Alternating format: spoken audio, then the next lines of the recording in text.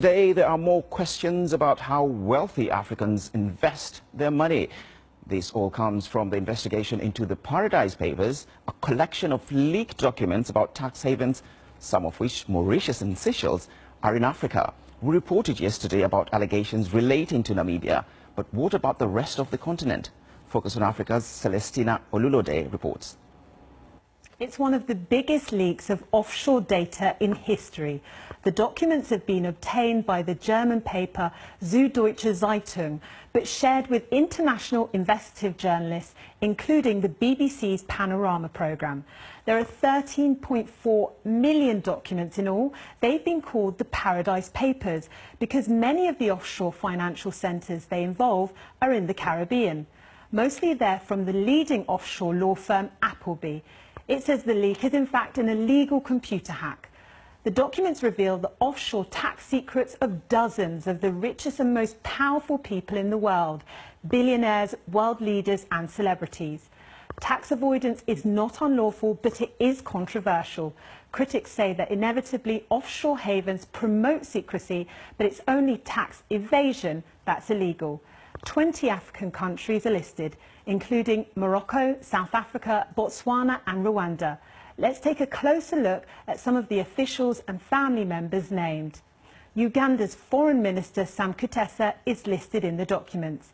In 2012, he created a trust company in the Seychelles. According to him, the purpose was to separate his government income from his personal assets and belongings. Mr. Kutesa denies any wrongdoing and says he pays taxes. He told Uganda's Daily Monitor newspaper, "I thought you could avoid, not evade taxes, but I found it was not practical and unnecessary." The president of the Nigerian Senate, Bukola Saraki, is also named. He was the director of a company called Tennia Limited, set up in the Cayman Islands. His lawyers say the company never held assets nor conducted business. Saraki said there's nothing unlawful in the ownership of offshore companies. He was earlier charged with false asset declaration but denied the charges and was acquitted. The Nigerian government says it will investigate users of offshore tax havens recently exposed in the Paradise Papers. Now, these are just some of the African cases that appear in the Paradise Papers. However, it's important to note that there's no suggestion that any of those listed have broken the law. Celestina Olulode reporting there. We can now speak to Toby Quantrill from Christian Aid. Thank you so much for taking time to speak to us. What's your reaction to the Paradise Papers and the African countries that have been named? So what we've seen revealed here is actually a global system, a system that stretches right across the world, that affects countries everywhere. But poorer countries in developing countries, especially in Africa, are actually more vulnerable to the kind of activities that we've seen. And while they may not be illegal, they are still harmful. And we find that citizens everywhere still think that they're wrong. And how harmful are they? How much do African countries lose out of this practice?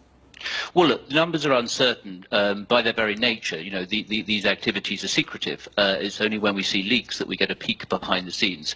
But the IMF has estimated that developing countries lose between 100 and 300 billion dollars every year.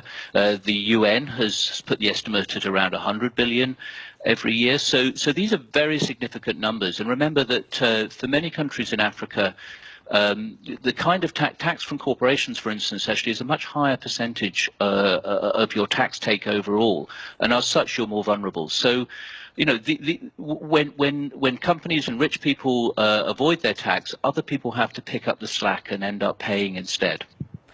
What do you think should be done? What can be done? Well, that's a very big question. As I say, it's a global system, so there's no one magic bullet. For us, the starting point is transparency. So first of all, let's find out what's going on. Let's get transparency. So, for instance, ownership of companies, which is, you know, shell companies in tax havens. That's something that's used a lot in some of these different types of processes.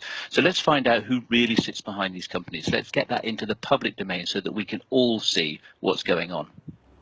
Toby Quantrill, thank you so much for speaking to us live. Thank you. Toby from Christian Aid there. Great.